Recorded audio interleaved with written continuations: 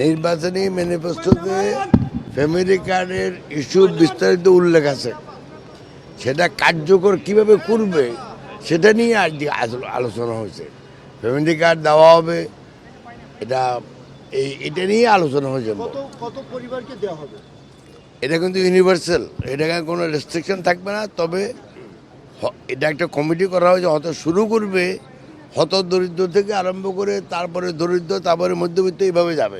না মানে এটা কি শুরু হচ্ছে ঈদের আগেই পাইলট প্রজেক্ট হিসাবে চালু হবে। তবে ভাই শুনেন, এই যারা এনারা করবে সমাজ কল্যাণ, ডক্টর জাহিদ আছে, ওনাদেরকে জিজ্ঞাসা করলে ভালো হবে জিনিসটা।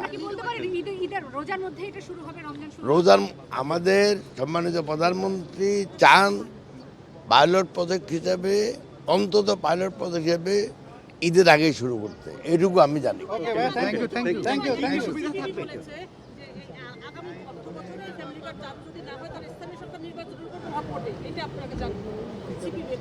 না না, এটা তো চালু হবে, এটা নিয়ে কোনো সমস্যা নেই।